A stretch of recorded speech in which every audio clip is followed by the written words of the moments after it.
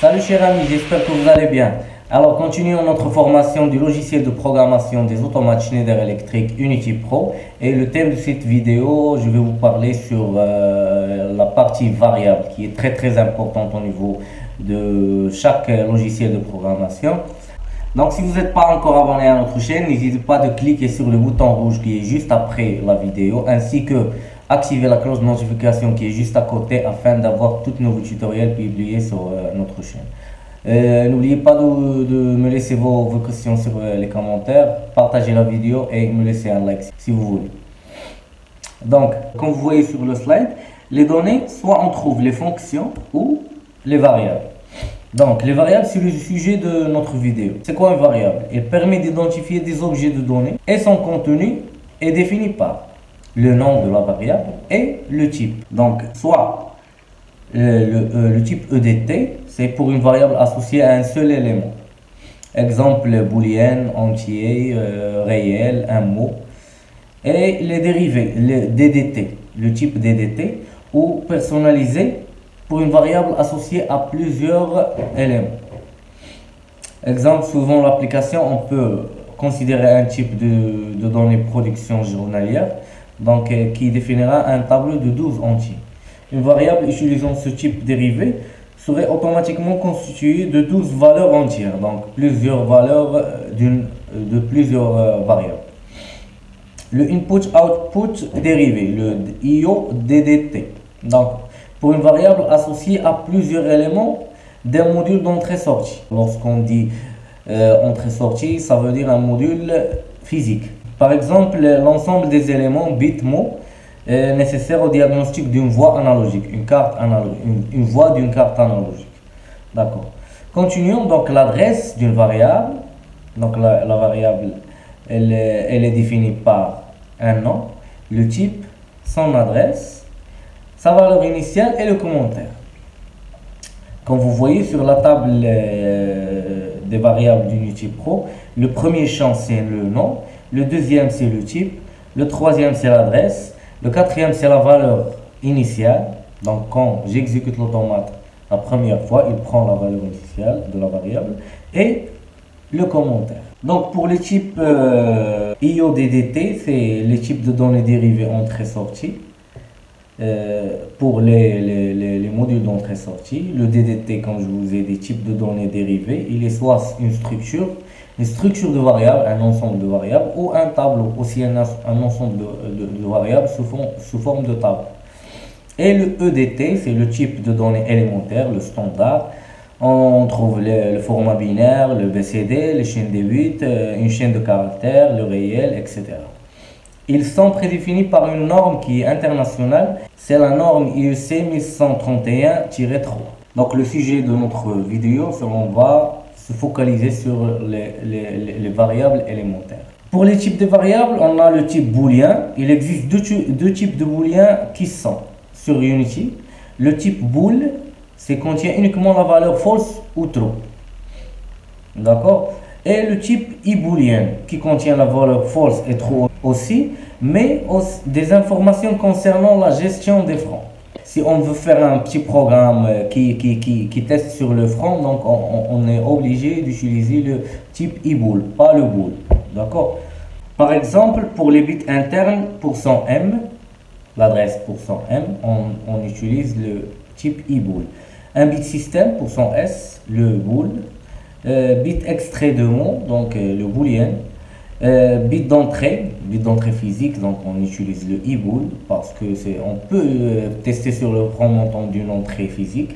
D'accord. Le bit erreur de voix, ce qu'on a vu sur la vidéo précédente, c'est le type bool.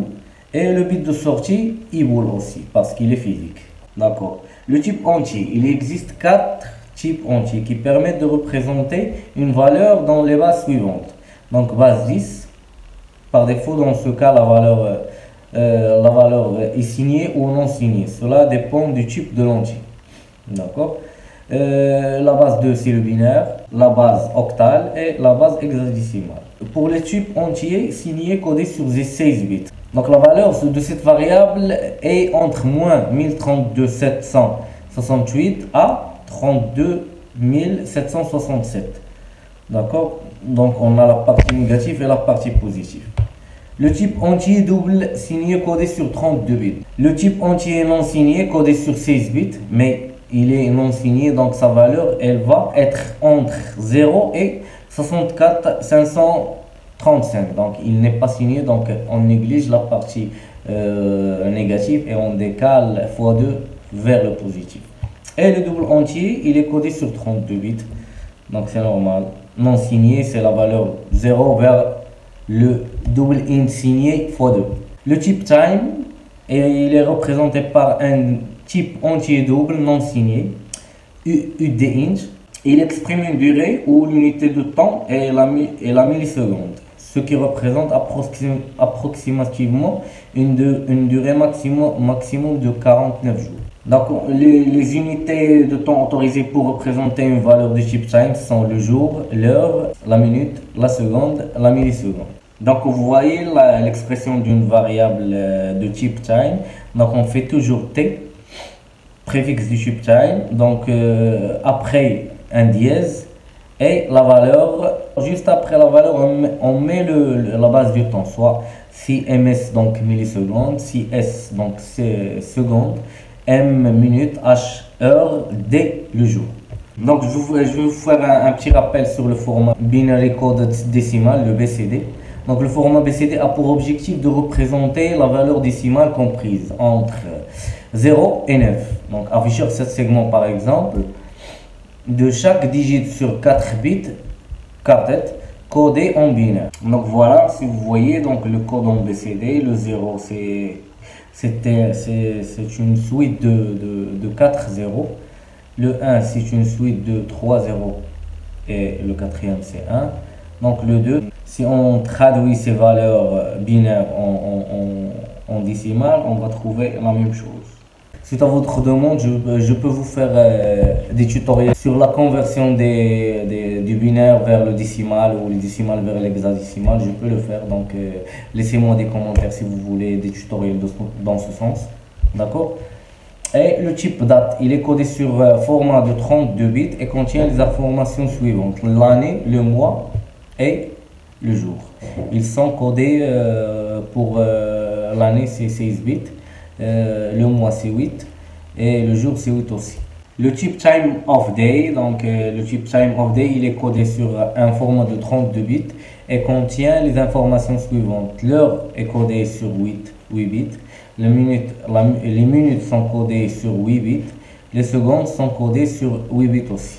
Le type byte c'est l'octet, donc il est codé sur 8 bits. Le type word, c'est comme le type entier signé, mais il n'a pas une signification au niveau programme, d'accord? Donc on va voir dans les exemples qu'on va faire au niveau de les travaux pratiques du logiciel.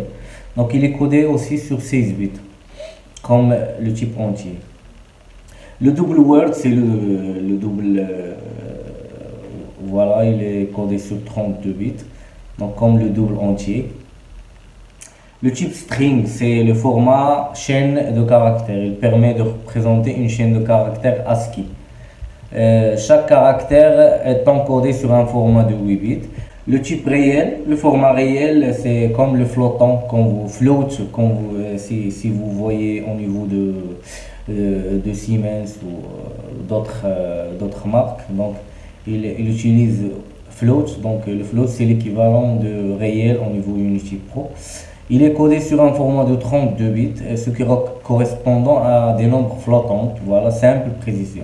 Donc si vous voyez les valeurs limites du type réel, donc on a la partie négative, la partie positive aussi. Donc il contient la virgule au niveau des valeurs. Donc pour la représentation de la valeur d'une variable de type réel, donc 12 c'est équivalent à 12.0. Donc on est obligé de faire la virgule, d'accord, même si le nombre il ne contient pas une virgule. Donc il faut toujours ajouter un virgule pour les variables de type réel. Donc j'espère que cette vidéo vous a apporté quelque chose de plus. Si vous avez des questions, si vous n'avez pas compris quelque chose, n'hésitez pas de me laisser vos questions sur les commentaires, ainsi que partagez la vidéo avec vos amis et laissez-moi un like. Si vous n'êtes pas encore abonné à notre chaîne, n'hésitez pas de le faire et activez la cloche de notification qui est juste à côté du bouton rouge en bas de la vidéo. Je vous remercie et à bientôt.